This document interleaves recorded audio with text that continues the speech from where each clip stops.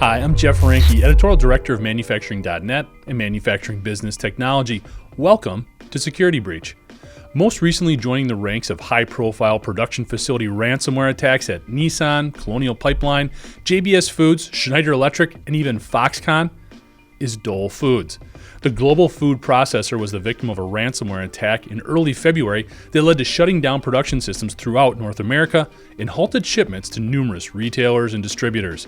As if this wasn't enough to help illustrate the continuing rise in ransomware attacks on the manufacturing sector, Dragos recently reported that such attacks surged 87% in 2022, with 83% of those attacks leading to diminished ICS performance and 50% leading to a loss of visibility and control of operational systems. Dragos attributes limited visibility of OT assets and an overabundance of shared access as leading vulnerabilities.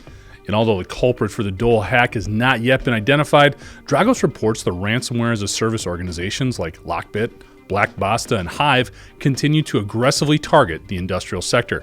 Our guest for today's episode has a special familiarity with these groups and perspective on how to respond to them.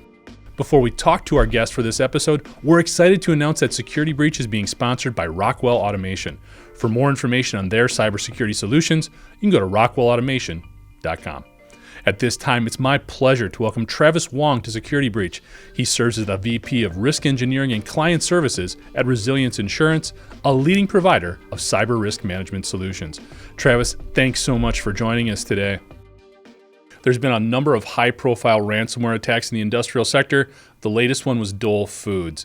We don't have a ton of information that's made public, but in what you do, I know you've been following this hack particularly closely. What can you share with us in terms of your interpretation of the situation and maybe how Dole responded to it? Thanks again for the question. The Dole hack is another example of how threat actors are trying to compromise our manufacturing industry. They're trying to get as much money as possible, and the manufacturing industry is ripe for the picking, frankly, with the OT environments. A lot of these OT environments have outdated technology, not updated very frequently, and they're again ripe for the picking. The Dole situation, like as you mentioned, there hasn't been much information out there as to how the incident took place, or frankly, follow-up since the announcement was made. Through the PR release, as well as some of the memos that were sent out to Dole clients. So what we do know is it affected their North American manufacturing operations. Dole had some kind of incident response and crisis management program in place. They enacted that program and that policy and have been investigating and responding to incidents at this time. I thought it was fantastic that they mentioned that they're specifically working with law enforcement to remediate the situation, to do their investigations. It's something that not all companies are doing in this day and age, but I can tell you firsthand from conversations with some of the feds, for lack of a better term, that they are highly encouraging cooperation, because at the end of the day, they're not looking to penalize any of the companies out there. They're just looking to remediate and provide assistance to companies that might be affected by some of these ransomware incidents. Yeah. Like you said, and like we both said, basically, there hasn't been a ton made public, but reading between the lines, you can sort of infer some of the things that may have occurred. And I want to make that clear. I am speculating a little bit on my end. None of this has been made public. One of the things that came out in a recent conference call when they're looking at quarterly earnings, a question was posed to Dole in terms of, are they going to be able to recoup whatever the costs associated were with this hack? You feel like, we know it's a ransomware attack. Due to how quickly things came back online, the feeling is that they paid a ransom. In these situations, regardless of Dole or whoever it is, what do you feel is the right approach to take? Do you have to pony up and sort of pay the attackers, or do you try to hold out and do things differently? It really depends on what you have at your disposal to recover from the incident. You have to find out if data has been encrypted. You have to know if data has been exfiltrated.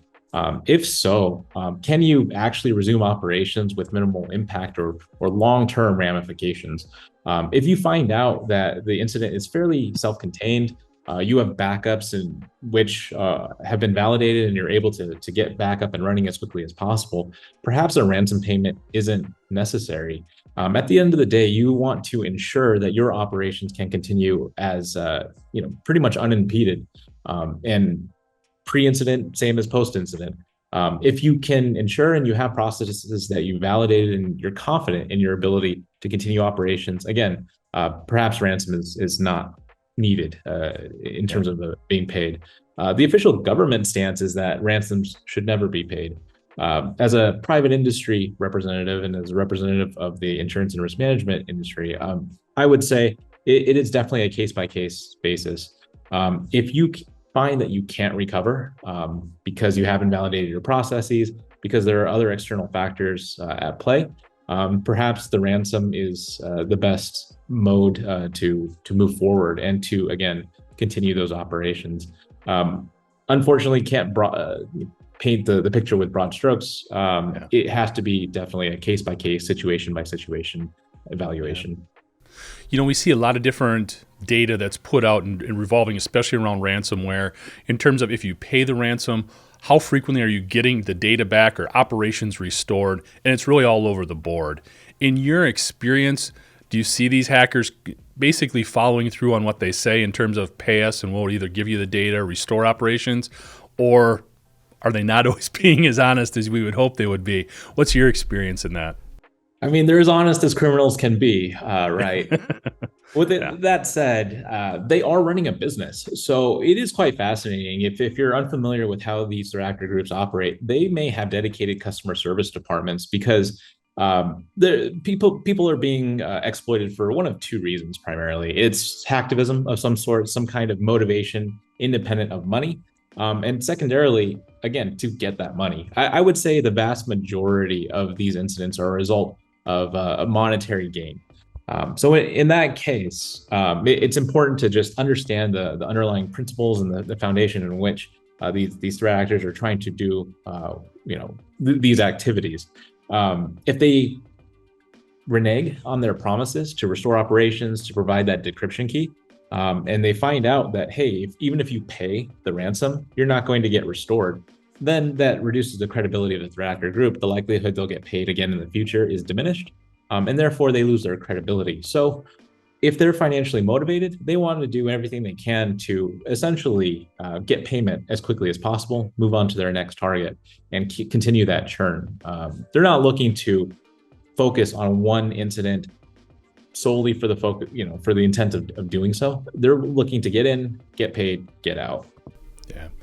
One of the interesting things I'd be interested to get your take on it is we've seen samples of some of these notes that occur when people try to go into the system and basically the ransomware note pops up. One of the things that caught my attention in one of these was them basically encouraging the company that was hacked not to reach out to a negotiator with their insurance company because that can delay the whole situation and they don't want to get other people involved.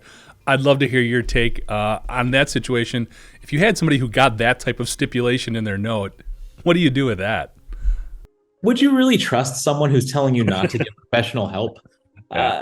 These professionals are out there and they exist for a reason.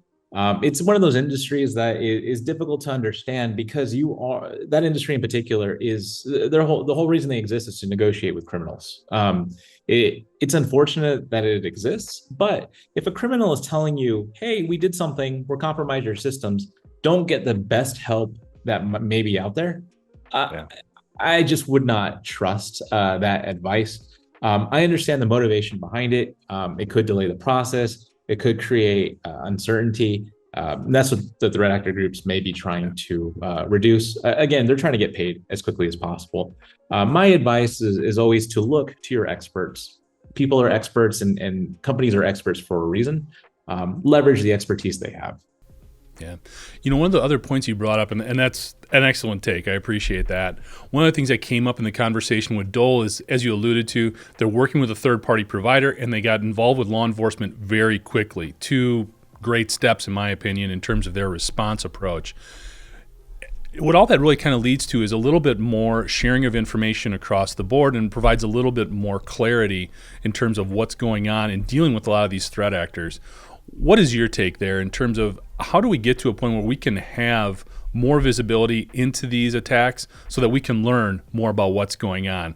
Dole's in a tough spot. They're a publicly traded company. They don't want to face some of those reputational issues, but at the same time, they also have a responsibility to the industry to offer some visibility into what was going on. So I'd be interested to hear your take.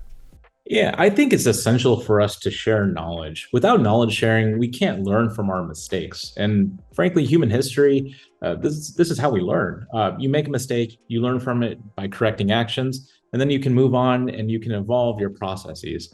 I think one of the things we suffer from across all of industry, public and private, is the stigmatization of being hacked or suffering a cyber incident.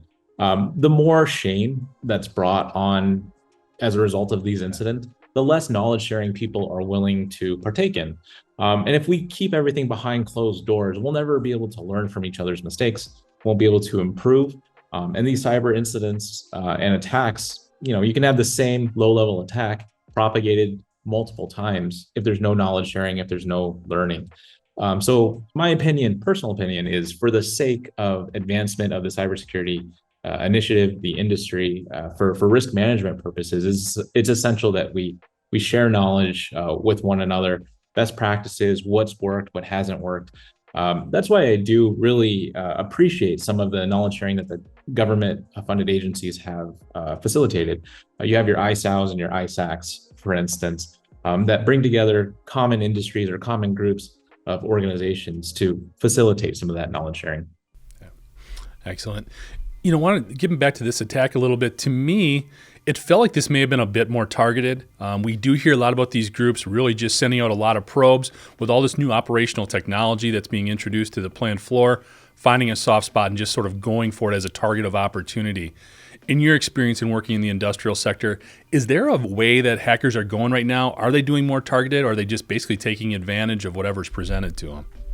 I would say the easiest way to get in is what they're going to do. So, target of opportunity, especially when they're motivated by financial gain, would be the overwhelming, mode or rationale for trying to pursue infiltration.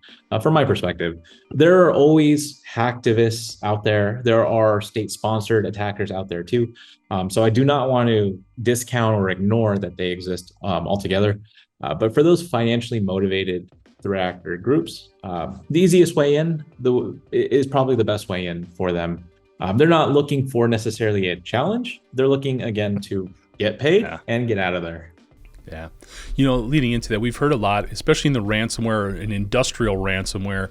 We hear about some of the bigger entities out there, these ransomware as a service organizations, Lockbit, Black Basta, some other ones. R-Evil is a big one. That's more of a nation state type of situation. Are there any other groups that you've seen really popping up on your radar, or different tactics that they're using that maybe we should be aware of? Yeah, from a tactics perspective, I think it's really important to focus on IoT devices, especially as we migrate forward. Operational technology is becoming internet connected, network connected. It's no longer a self-contained operating system for your typical CNC. Now it's all connected in order to optimize efficiency, data sharing. So as more and more of these devices become connected, as more and more of them are incorporated with Internet of Things or IoT type links and devices, I think this just presents more opportunity for deficiencies, for gaps, for threat actors to compromise technology as everything, again, becomes more interconnected. So especially for the industrial sector, it's anytime you're implementing some new technology, additional connectivity, it's important to do a risk assessment to really understand what risks are presented by introducing this new technology. Yes, there can be operational gains, operational efficiency gains, but you may be introducing new risks to your operations. Yeah, we see that manufacturing has really embraced digital transformation strategies, especially during the pandemic and now afterwards, with all the lessons learned that came about in terms of being able to be more automated, working remote, all of that. Are you seeing cybersecurity being part of those digital transformation plans more frequently now, or is that still kind of a lapse? That's a great question. I would say, in particular, over the past 4 years, as more and more of these digital transformation efforts are underway, and there is push for this digital transformation, cybersecurity in particular has been integrated into that digital transformation process. There are still a lot of organizations, a lot of subsectors of the manufacturing industry that haven't caught on yet to the cybersecurity initiatives and the need to secure while transforming digitally. But I would say there is increased focus, there is increased overall awareness of cybersecurity incidents, basic needs, as well as the risks that are presented by increased connectivity and that digital transformation. Yeah. All right, Travis, we've talked about the bad guys a lot. Let's talk about the good guys a little bit. What can you tell us about resilience insurance and some of the things you guys are doing to support some of these cybersecurity initiatives in the industrial sector?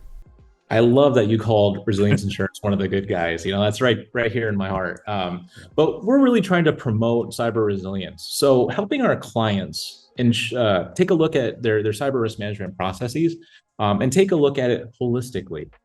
So quite commonly, cybersecurity or infosec was seen as a subsect of the IT industry. But we think if you're traveling along the cyber resilience journey, you should look and analyze your cyber risk, your operational risk, your continuity risk. So basically breaking down the finance barriers, the IT security barriers, and your risk management function, and trying to link all of those together so that there's a holistic journey, a common language that all of these operational silos can integrate with, and ensure that no matter where you are on your journey to cyber resilience, there's a starting point. Unfortunately, there may never be an ending point. It's a continuous, iterative journey. You're always trying to improve, creating guidelines and overarching frameworks to improve. But largely what resilience insurance does is, again, provide that risk transfer portion via the insurance. We'll provide risk insights and risk acceptance via our technology solutions. And we'll also assist with risk mitigation through some of the products and services that we offer as well. So we are definitely trying to take a look at risk holistically rather than just be a traditional insurance company that's only focused on financial risk transfer. Makes sense. Getting back a little bit to the Dole Foods hack, and when you look at how there's some similarities in terms of that hack, as well as Colonial Pipeline, JBS, I think one of the reasons that industrials become so appealing is much like healthcare, much like financial institutions, there's a downstream and upstream impact. It's not just that institution that feels the pain of the hit. So as that continues to be the case, what can especially manufacturers do now who already have enough supply chain volatility to deal with the way it is? What are some of the things they might be able to integrate into their response plans or into their cybersecurity plans to help out their partners sort of up and downstream? I think risk assessment is a really important part of the go forward actions, not only for yourself, but for your supply chain partners, especially with just in time operations these days. Any disruption to the supply chain has a magnified effect both up and downstream. So the more that you can identify your own risks, the more you can identify your upstream and downstream risks as they relate to you. And then again, outward to your partners. As an entire supply chain, you can take a holistic view and assessment of your total risk, and you can find perhaps the weaker points that need to be bolstered, or at least if there are identified areas for improvement, you're aware of them and you can create mitigation plans for them.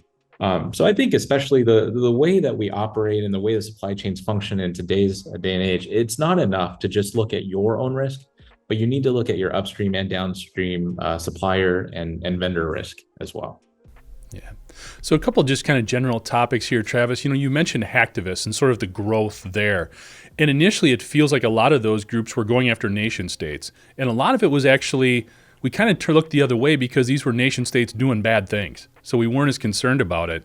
But in some cases, we've seen these groups now expand and get into industrial control systems that are affecting things like wastewater and other electrical utilities and things like that. So they're having a huge negative impact on a lot of people that have nothing to do with that nation state.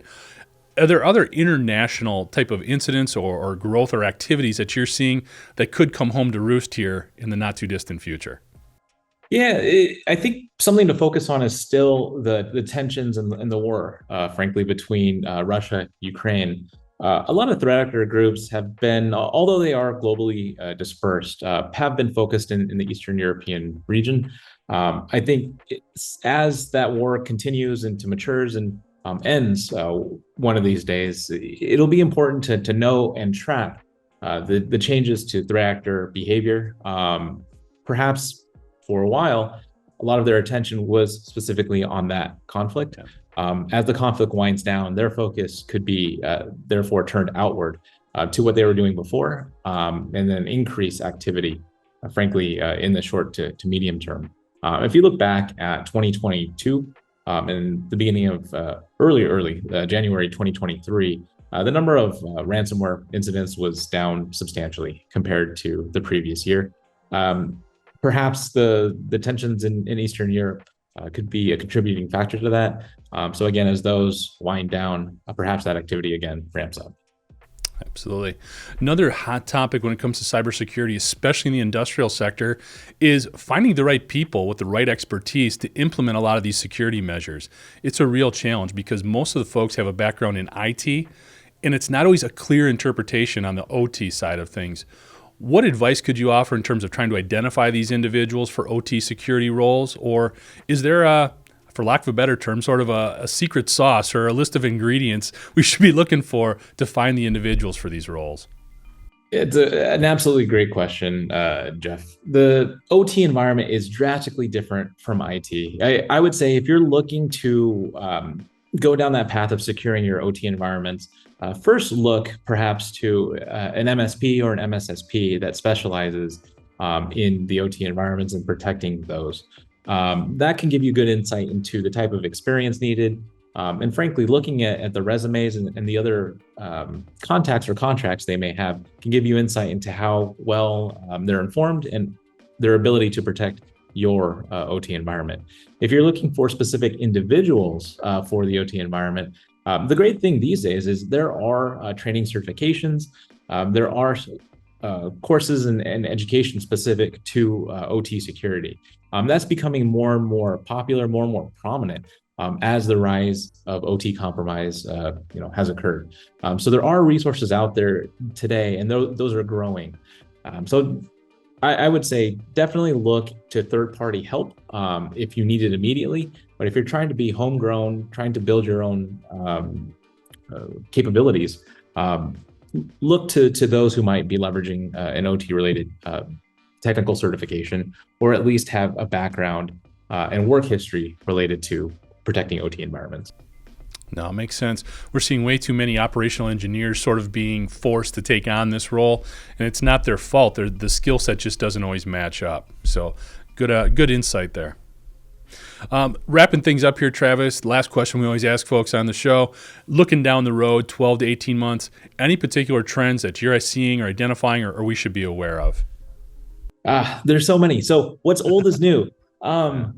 The way that threat actors are getting in is still the same as it was in the past. It's quite commonly the human element is still the weakest element out there. So in that respect, I would want to emphasize that it's important to ensure your employees are aware of what is normal and what is abnormal via their security training and awareness programs.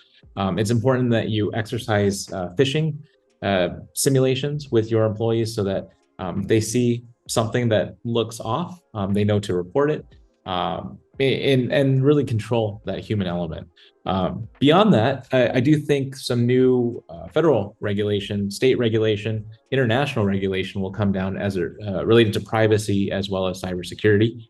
In 2022, for instance, the SEC sent out some guidance that stated they were looking to create board awareness requirements related to cybersecurity. There are countries in the European Union that are looking for cybersecurity related requirements and minimum capabilities as well. Even within the United States, CISA and other regulatory agencies within the United States are looking for certifications as well and capabilities attestations. So I think there will be a lot in the regulatory space. From a privacy perspective, we're still very much state focused. States have state-specific privacy laws and regulations, but there is still a continuing push to create a federal regulation. That's also kind of exemplified by the recent President Biden created an announcement beginning of March that stated this is what the White House's cybersecurity standard and approach will be. Cybersecurity and the focus on it is not going away anytime soon. So the more and more it becomes more important, and the more and more we have these nation state backed attackers, and the more private industries are being disrupted, I think the more regulation, frankly, will come down from local, state, and federal government entities. Yeah, it's interesting you bring up the legislative efforts that are ongoing. And also just to reiterate, the what's old is new, we continue to hear that as well. You can't relax in some of the things you've defended against in the past because that'll come back and get you. The phishing stuff continues to be really a big deal, especially in the industrial sector. Circling back to the legislative efforts, though, we saw some legislation earlier in the year that was included in some other infrastructure investment bill and that identified certain industries that had to report hacks and be more transparent about those things that were going on. Do you see that expanding into more general industry, or do you think they're going to stay focused on, basically it was a lot of infrastructure-based entities that needed to report those attacks? So looking again, going back to Dole, are we going to get to a point, do you think, where somebody like Dole would have to be reporting all of this to Homeland Security or whoever it may be? I do think we eventually get there. As you mentioned, the government has focused a lot on defense-based industrial as well as critical infrastructure to start out. I don't see that being the bounds of which reporting requirements are established. I do think that as this continues on and as there is more and more legislative and regulatory pressure to provide transparency, I think other industries will be added to this list over time. And perhaps it becomes a generic rule across multiple industries or all private industry. Who's to say? I have no insight into if that's a reality in the short term, medium term, long term. But it would not surprise me if broader industries or additional industries are added to the defense-based industrial and critical infrastructure reporting requirements. Yeah. No, again, pure conjecture on my part, but I agree with you 100%. I think that is the way we're trending, and I think industry as a whole will be better for it. So, before we part ways here, Travis, any additional thoughts? Any final thoughts you'd like to share? No, I love that what's old is new. I just want to emphasize that again. Yeah. Unfortunately, the journey to cyber resilience, the journey to becoming secure, never ends. It's really an interesting journey to go down, though. So if there are any individuals or people looking to join a very up and coming, thorough and fascinating industry, cybersecurity might be the right career for them. So industry, please continue making cybersecurity investments. Absolutely. Thanks, Travis. And for more information on the work that Travis is doing, you can check out his company at www.cyberresilience.com. And thank you for joining us today. To catch up on past episodes, you can go to manufacturing.net, IEN.com, or mbtmag.com. You can also check Security Breach out wherever you get your podcasts, including Apple, Amazon, and Overcast. And if you have a cybersecurity story or topic that you'd like to have us explore on Security Breach, you can reach me at jeff@ien.com. For Travis Wong, I'm Jeff Ranke, and this is Security Breach.